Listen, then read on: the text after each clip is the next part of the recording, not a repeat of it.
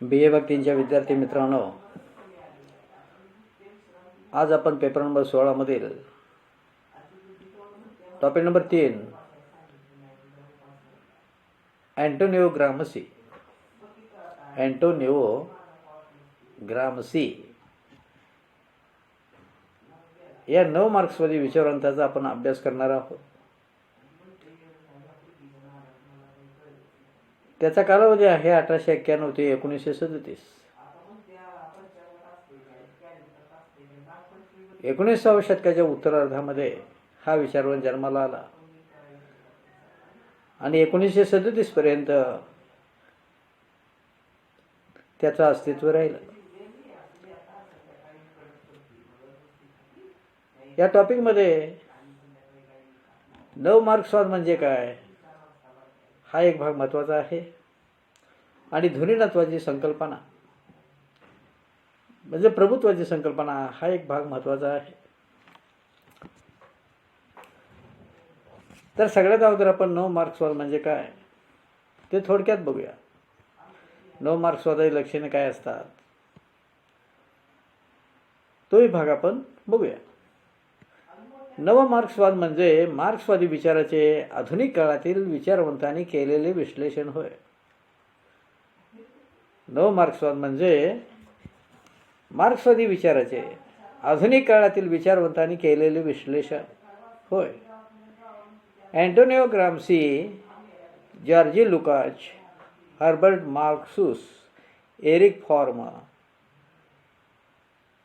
हॉर्कहाइमर, Karl Korsch, Walter Benjamin, Jurgen Habermas इत्यादी विचारवंतांनी आधुनिक दृष्टिकोनातील प्राप्त परिस्थितीच्या संदर्भात मार्क्सवादी तत्त्वज्ञानाचे चिकित्सकपणे परीक्षण केलेले आहे.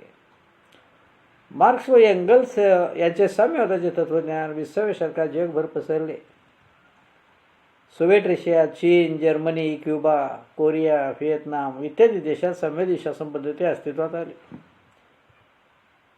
परंतु मार्क्सवादी विचारांप्रमाणे तेथे प्रत्यक्षात संवेदी समाज व्यवस्था निर्माण झाली नाही. वर्गविहीन व राज्यविहीन समाज निर्माण झाला नाही. उलट शासन व्यवस्था अधिक शक्तिशाली झाली.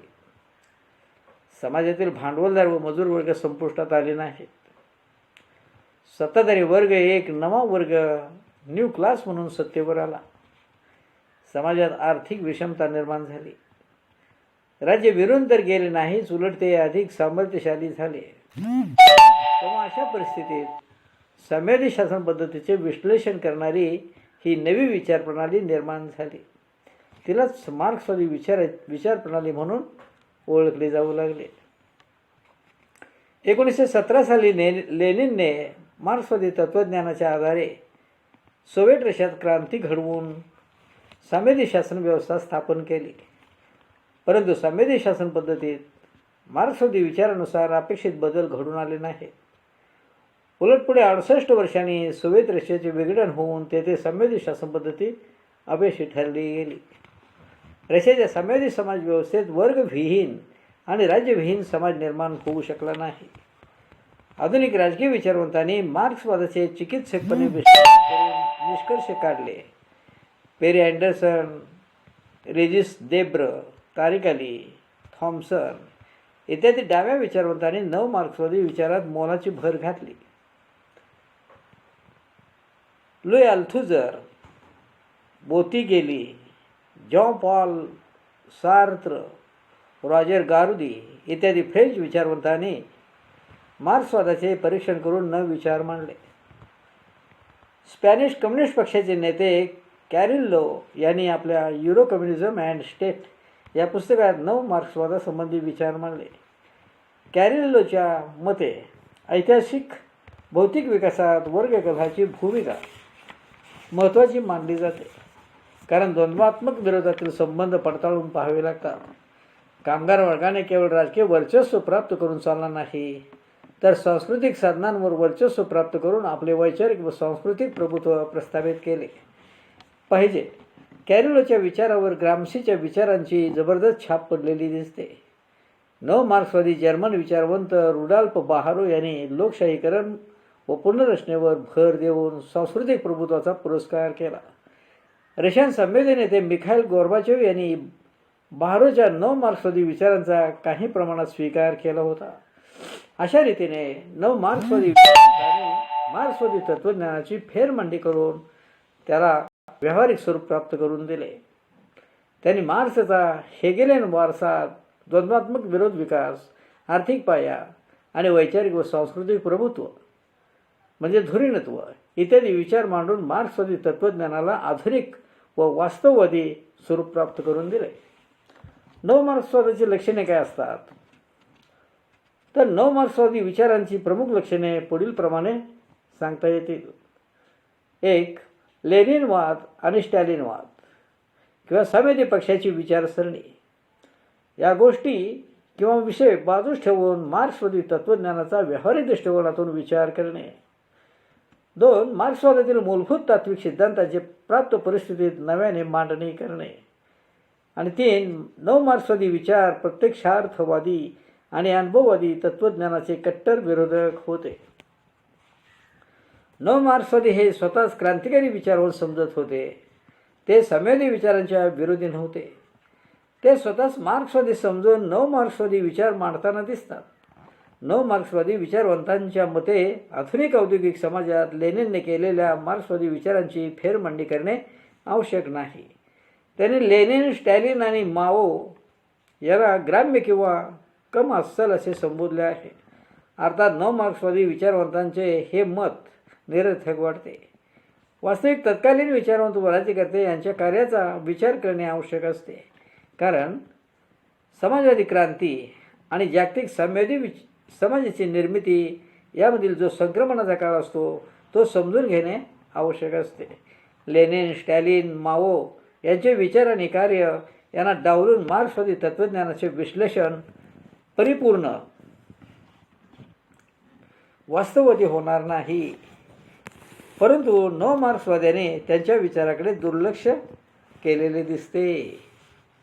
अशा पद्धतीनं या नवमार्क्सवादी विचारवंतांनी साधारणपणे कार्ल मार्क्सच्या विचारसरणीचा अभ्यास करून त्याच्यामध्ये आपलेच काही विचार समाविष्ट केलेले आहेत आणि त्याला साधारणपणे नवमार्क्सवादी विचार असं म्हटलं जातं. मग त्यामध्ये लेनिन असेल, स्टॅलिन असेल, माओ असेल, त्याच्यानंतर इतरही काही आधुनिक राजकीय विचारवंत चिकित्सकपणे विश्लेषण करीत असलेले दिसतात. पेरे Anderson, Regis Debray, Tariq Ali, Thompson असे डावे विचारवंत जे आहेत ते नवमार्क्सवादी विचारामध्ये त्याने मोलाची भर घातलेली आहे असं आपल्याला दिसून येतं. आणि म्हणून मग साधारणपणे नवमार्क्सवादी विचारवंताने मार्क्सवादी तत्त्वज्ञानाची फेरमांडणी करून त्याला व्यावहारिक स्वरूप प्राप्त करून दिलं. त्यांनी कार्ल मार्क्सचा हेगेलियन वारसा, द्वंद्वात्मक विरोध विकास, आर्थिक पाया, वैचारिक आणि सांस्कृतिक प्रभुत्व इत्यादी विचार मांडून मार्क्सवादी तत्त्वज्ञानाला आधुनिक आणि वास्तववादी स्वरूप प्राप्त करून दिलं. अशा पद्धतीनं नवमार्क्सवादी विचारवंतांची मतं आहेत. आता धुरीणत्वाची संकल्पना म्हणजे काय? ग्रामसीने बुर्झा समाजातील सांस्कृतिक प्रभुत्वाचं विश्लेषण केलेलं आहे. त्यालाच धुरीणत्वाची किंवा प्रभुत्वाची संकल्पना असं म्हटलं जातं. मग धुरीणत्व म्हणजे काय ते थोडक्यात आपण बघूया. अँटोनिओ ग्रामसी या इटालियन मार्क्सवादी विचारवंताने मार्क्सच्या तत्त्वज्ञानाची कसून छाननी करून नवमार्क्सवादी विचार मांडले. ग्रामसीने धुरीणत्वाची संकल्पना विस्ताराने स्पष्ट केलेली आहे. बुर्जवा भांडवली सत्ताधारी वर्गाचे प्रभुत्व कोणत्या पद्धतीने प्रस्थापित झाले होते हे ग्रामसीने स्पष्ट केले.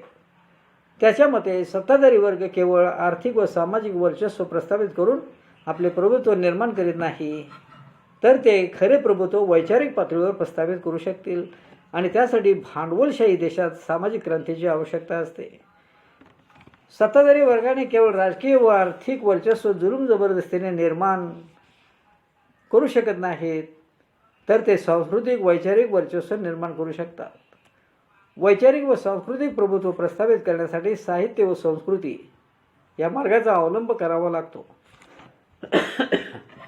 सत्ताधारी राज्यकर्ते आपली राजकीय नैतिक मूल्य अन्य वर्गाच्या लोकांना स्वीकाराव्यास लावून आपले प्रभुत्व प्रस्थापित करू शकतात. ग्रामशीच्या मते बुर्जवा समाजात आर्थिक पाया व अपसंरचना म्हणजे वैचारिक हिमला यांच्या परस्पर संबंधातून धोरणत्व प्रकट होते. समाजाचा आर्थिक पाया उत्पादनाचे मार्ग कोणत्या स्वरूपाचा आहे? समाजात केवळ राजकीय आर्थिक वर्चस्व प्रस्थापित करून चालत नाही, तर तेथे समाजाची अपसंरचना महत्त्वाची असते. विधिमय राजकीय रचना, धर्म, नीतितत्वे आणि सामाजिक व्यवहार इत्यादी मार्गाने प्रभुत्व प्रकट होत असते, प्रस्थापित होत असते. समाज हा नागरी आणि राजकीय असा दोन प्रकारचा असतो. नागरी समाजात कुटुंब, शाळा, शिक्षण संस्था, चर्च ही वैधानिक स्वरूपाची साधने प्रभाव पडण्यास उपयुक्त ठरतात. राजकीय समाजात शासकीय समाज नियमनाचे कार्य चालते.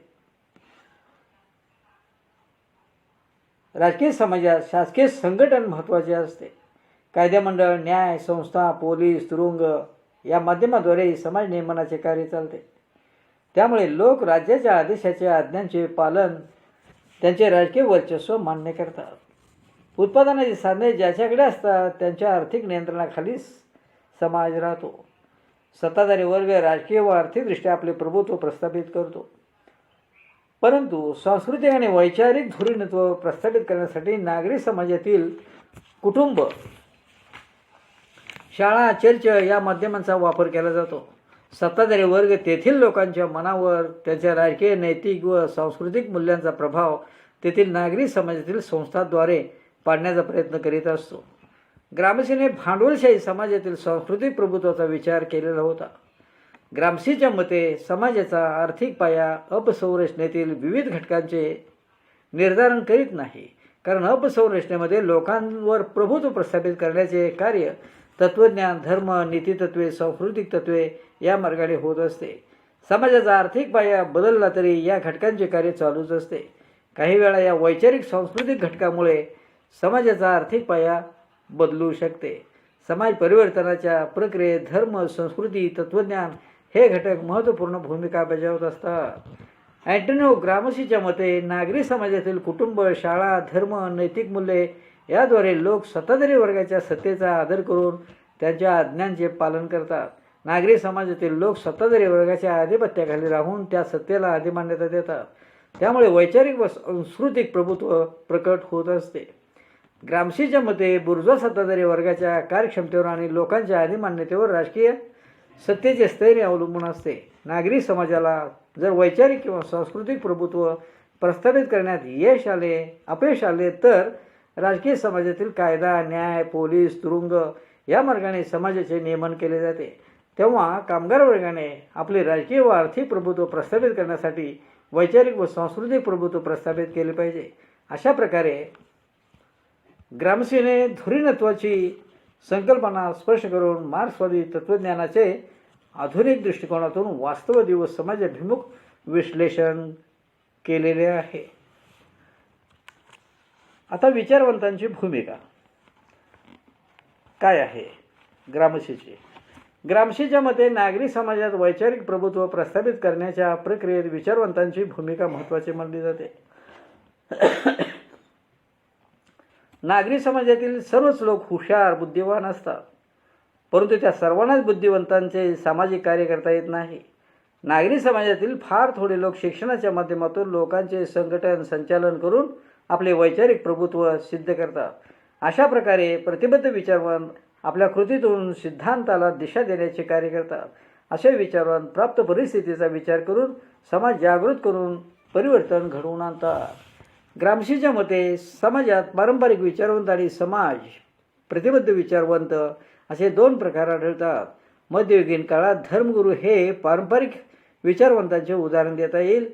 ते आपल्या जुन्या सनातनी विचारांना चिकटून असतात. या उलट आधुनिक काळातील क्रांतिकारक नेते समाज प्रतिबद्ध विचारवंत होत. ते प्राप्त परिस्थितीचा आणि कालमानाचा विचार करून कृती. ग्रामसीच्या मते समाजातील तळागाळाच्या लोकांनी, दबलेल्या लोकांनी प्रतिबद्ध विचारवंतांच्या नेतृत्वाखाली एकत्र येऊन आपले वैचारिक स्वातंत्र्य प्राप्त केले पाहिजे व त्यासाठी साहित्य आणि संस्कृती या मार्गाने प्रयत्न केले पाहिजेत. या संदर्भात ग्रामसेनेने युरोपातील समाज प्रबोधनाच्या चळवळीचे उदाहरण दिले होते. धर्म सुधारणे ती चळवळ सामान्य दीनदुबळ्या दलित लोकांची होती. बौद्धिकदृष्ट्या जरी ही चळवळ अविकसित होती तरी ती पुरोगामी स्वरूपाची होती. या उलट समाज पुनरुज्जीवनाची चळवळ ही मानवतावादी होती. ती बौद्धिकदृष्ट्या अधिक विकसित झाली होती, परंतु सामाजिकदृष्ट्या प्रतिगामी स्वरूपाची होती. ती केवळ विचारवंतांची चळवळ होती. तिच्यात समाज परिवर्तनाची बीजे नव्हती. तेव्हा अशा प्रकारच्या दोन्ही चळवळीतील अंतर कमी करून समाज परिवर्तनाला उपयुक्त ठरणारी मूल्यव्यवस्था करण्याचे कार्य प्रतिबद्ध विचारवंत करू शकतील. ग्रामशीच्या मते प्रतिबद्ध विचारवंत सामाजिक स्थिती आणि गतिशीलता यांचा विचार करून आपल्या कृतीतून वैचारिक प्रभुत्वाला पोषक वातावरण निर्माण करू शकतील. ग्रामशीच्या मते साम्यवादी क्रांती ही सत्ता परिवर्तनाची जलद क्रिया नसून ती एक प्रगल्भ, जागृत आणि क्रांतिकारक कामगार वर्गाची संत गतीने हळूवारपणे समाज परिवर्तन घडवून आणणारी प्रक्रिया असते. अर्थात त्या प्रक्रियेमध्ये कामगार वर्गाचा लोकशाही आत्मविश्वास असल्यामुळे वैचारिक प्रभुत्व प्रस्थापित करणे शक्य होते. ग्रामशीच्या मते परिवर्तनवादी शक्तींचा संघ निर्माण करून कामगार वर्गाचे वैचारिक व सांस्कृतिक प्रभुत्व वाढवण्याचे प्रयत्न झाले पाहिजेत. त्यासाठी प्रतिबद्ध विचारवंतांची भूमिका समाज परिवर्तनाला पूरक आणि पोषक अशी असली पाहिजे. अशा पद्धतीनं विचारवंत दोन प्रकारचे जे काय असतात, पारंपरिक विचारवंत आणि समाज प्रतिबद्ध विचारवंत, या दोहोंची भूमिका या ठिकाणी ग्रामसेनेने स्पष्ट केलेली आहे. हे या ठिकाणी लक्षात घ्यायचं. आता याच्यावरती MCQ क्वेश्चन काय असतील तर फारसे नाहीत. ग्रामशे हा विचारवंत छोटा आहे. त्याच्यावरती साधारणपणे जे काही MCQ क्वेश्चन विचारले जातील त्याचा आढावा थोडक्यात आपण घेऊया. एक, अँटोनियो ग्रामशी हा इटालियन राजकीय तत्त्वज्ञ टिंबटिंब विचारवंत म्हणून प्रसिद्ध आहे, तर नव मार्क्सवादी विचारवंत म्हणून प्रसिद्ध आहे. हे त्याचं उत्तर आहे. 1919 साली टिंबटिंब यांनी इटलीमध्ये दी न्यू ऑर्डर हे नियतकालिक सुरू केले, तर ग्रामसेनेच हे नियतकालिक सुरू केले. टिंबटिंब साली अँटोनियो ग्रामशीची इटलीच्या कम्युनिस्ट पक्षाच्या मुख्य सचिवपदी निवड झाली, तर 1924 साली अँटोनियो ग्रामशीची इटलीच्या कम्युनिस्ट पक्षाच्या मुख्य सचिवपदी निवड झालेली आहे. हे लक्षात घ्या. अँटोनियो ग्रामशीने टिंबटिंब या संकल्पनेचे विस्ताराने विश्लेषण केलेले आहे, तर याचं उत्तर आहे प्रभुत्व किंवा धुरीणत्व असं त्याला म्हटलं जातं. प्रभुत्व किंवा धुरीणत्व. त्याच्यानंतर अँटोनियो ग्रामशीच्या मते कामगार वर्गाने आपले राजकीय व आर्थिक वर्चस्व प्रस्थापित करण्यासाठी टिंबटिंब या मार्गाने प्रथम समाजावर वैचारिक प्रभुत्व प्रस्थापित केलेले आहे, तर संस्कृती आणि साहित्य हे त्याचं उत्तर आहे. संस्कृती आणि साहित्य या मार्गाने प्रथम समाजावर वैचारिक प्रभुत्व प्रस्थापित केलं पाहिजे. संस्कृतीचा आणि साहित्याचा उपयोग केला पाहिजे असं ग्रामशीचं मत होतं.